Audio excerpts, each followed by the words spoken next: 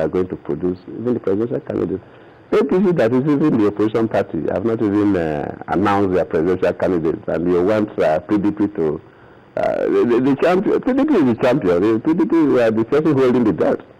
The cup is in our hands. The shield is with us. So we need to know the challenger. So talking about the elections, Mr. President, talk about the challenge of free and fair elections.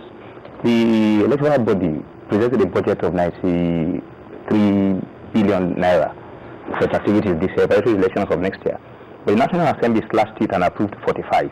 And the key component of the budgetary request is about the permanent voter card and the electoral voting system. Now, would that not affect the conduct of elections next year when the electoral body's funding request has been slashed? You'll agree with me that when we appointed this present INEC in 2011, in fact, we thought that we were not going to even get through. The time was so short. They came with a budget of 80-something billion that was not even in the budget. But through the cooperation of the National Assembly and the executive, because of course it's the executive that must provide the money, the National Assembly's duty is just to approve that you can spend that money. We look for the money. They approve that we should spend the money. Through the cooperation of the executive and National Assembly, we were able to give them what they wanted, and they did it. What I can promise Nigerians is that don't worry about budget or no budget. INEC will surely conduct the elections. And both the executive and the National Assembly will work together to see that we provide them with what is required to conduct the election. Well, Mr. President, why not putting a cap on the political issues that are being raised? We did say at the start of this program that would take in one or two questions from the social media, and people have tweeted in. And yes, so many of the tweets we've had tonight have things that you have already talked about, but there's an interesting one here from Olarewaju Smart. It goes back to the security issue, and Olarewaju Smart tweeted in to say grenades were found in Lagos last year. Could you tell Nigerians what you've done about that? And of course, recalling that sometime you said Boko Haram had probably infiltrated your cabinet, and they would want you to name those members of the cabinet or which ones you have fired if they were members of Boko Haram. That tweet came in from Olarewaju Smart. Thank you. Let me start from the last. We talked about Boko Haram infiltrating my cabinet. It's quite interesting in society. Whenever you say something, people paint it differently. Sometimes the next day, the story, in fact, if they confront you with the statement you've made, you'll ask, did I say so? I never said that Boko Haram infiltrated cabinet. Cabinet is made up of the president, the vice president, and the ministers. And of course, secretary of government is secretary to the cabinet. And of course, the head of service attend cabinet meeting, the national security advisor attend the cabinet meeting, and chief economic advisor attend cabinet meetings, and not members of the cabinet. These are people that you can define as members of the cabinet. These people that I mentioned to you are the members of the cabinet, what we call the Federal Executive Council. I never said that Boko Haram has infiltrated the cabinet. Cabinet is president, vice president, and the ministers. But the Federal Executive Council includes the Secretary of Government, Head of Service, attend NSC, and Chief Economic Advisor. They attend. I have never said so. What I said is that in government, I use the word in government. And when you say government, government is made up of three arms: the executive, the legislature, and the judiciary. Within the executive, you have agencies, you have the police, you have the armed forces, the security services. So government is very wide. I use the word government. And you agree with me that within that period, a senator was being prosecuted for involvement in Boko Haram. A judge have to be sacked because of the involvement in Boko Haram. Even now, we are still investigating some security personnel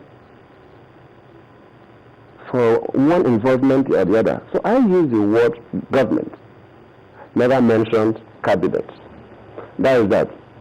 Then the other one we talked about. A shipload of. The grenades. You see, the security personnel have been seizing weapons, explosives all over the country. Kano, The Lagos probably is talking about the ones that came through the wharf and so on. That matter is in court. I think it's still in court involving even one somebody from Pakistan or so. They were arrested. I think the matter is still in court. Probably the man was released on bail to the embassy. But anything that has to do, anything that is international, you have to be careful how you handle it. And the courts generally take time, even locally. That's one of the greatest frustrations we even have. Even cases where you arrest people, even the oil theft, you think that these people are doing nothing.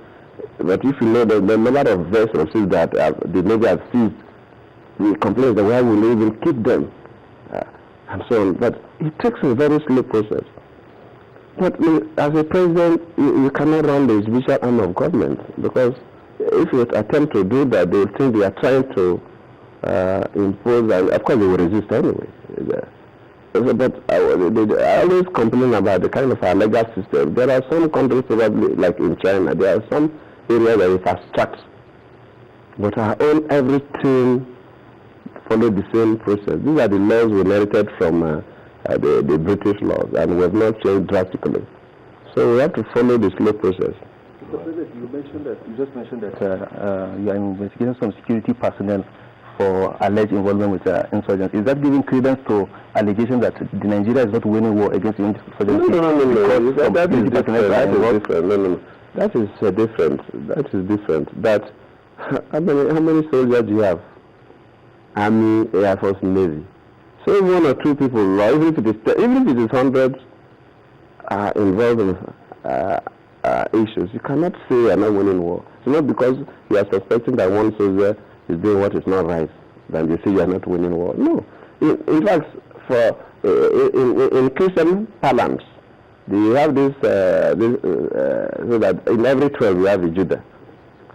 But I believe Christ knew that Judah was bad, because there are some parts of the scriptures that made reference to that indicate that he even knew that Judah was helping himself with funds that were donated to the group, but he didn't even sack him. So what I'm saying is that there must be some bad eggs in every basket. There must be some weevils in any basket of shrimps. But because you have one bad egg or one black leg somewhere, then you see, then there's no system on earth that is good. So definitely not. Okay, Mr. President, we're fast spending time. This particular tweet will take, because it doesn't go on the usual security issue. It's from Emmanuel Sunday, and this is about education, and he wants the federal government to consider including other core subjects. This is with UBEC providing textbooks to schools. He wants the federal government to extend it to include other core subjects. Otherwise, the responsibility should be returned to the state UBE boards. Definitely, maybe the person doesn't know how the UBEC operates. The Universal Basic Education Program is a special fund that doesn't come through a normal budgeting process. The Education Tax Fund, a part of it goes there. We have at the tertiary level, we have the TED Fund. Before this time, the UBEC deals with basic education, the primary school and the junior secondary. Then we have the TED Fund, Tertiary Education Fund, that deals with tertiary institutions, polytechnic colleges of education, and universities. But the upper secondary, the senior secondary, there is no special fund that was helping. And of course, most of the upper secondaries, federal government are not supposed to know, apart from university schools, so we don't have too many secondary schools. But I felt that you cannot take care of the tertiary education, you take care of primary and junior secondary, and you let the segment that you prepare people to enter the university unassisted. Then I say that UBEC should cover also the secondary, so they modify the law to cover. The way the UBEC operates is that based on whatever comes in, there is a part of it we say that a state government, for every 1 billion the state government has to intervene in basic education, UBEC provides another 1 billion. But it's not limitless. There is a guideline to say that probably they say, maybe X state, Bayelsa State or Bayelsa State or Enugu State, for this year you have 2 billion based on the income. So if you have 2 billion from UBEC, That means that you have to get a national grant. The idea is to encourage states to invest in primary education. The state too will bring another 2 billion. Then we go and spend the